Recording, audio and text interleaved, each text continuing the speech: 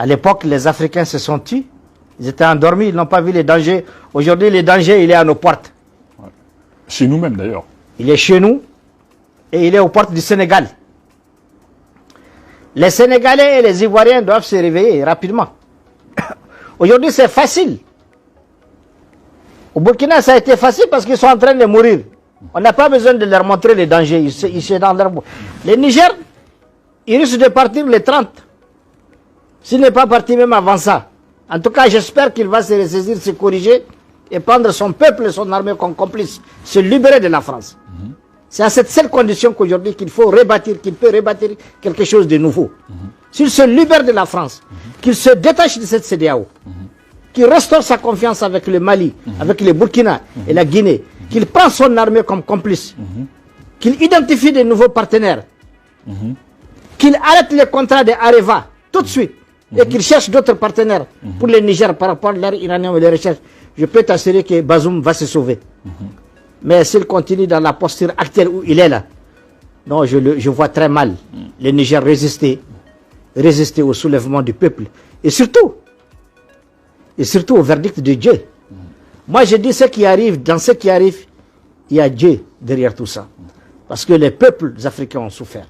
Absolument. Tout le monde l'a dit. Même les chefs d'État européens ont dit que l'Afrique a été saignée par la France.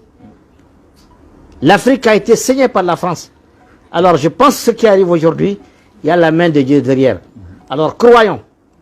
En tout cas, pour le Mali, on est parti. Je le répète, je ne me lasserai jamais de le dire.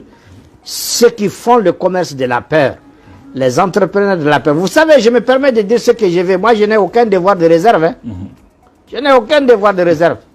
Est-ce que je suis ambassadeur de personne, je suis un citoyen malien, je suis un parlementaire, je suis libre de dire ce que je pense et dans les termes et les propos et la formule que je veux, pourvu que ça soit bien compris par les Maliens, par les Africains et au-delà dans le monde.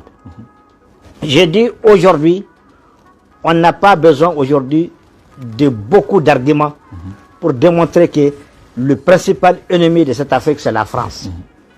Nous devons bouter la France de l'Afrique ou que la France elle-même se change et qu'elle nous apporte un nouveau langage.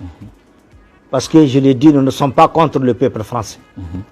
Mais la politique française et sa diplomatie ont saigné l'Afrique et ont détruit les Africains. C'est là où on ne l'accepte plus. C'est pourquoi je dis qu'Abri Mort n'a pas peur de couteau. Je le répète, qu'Abri Mort n'a pas peur de couteau.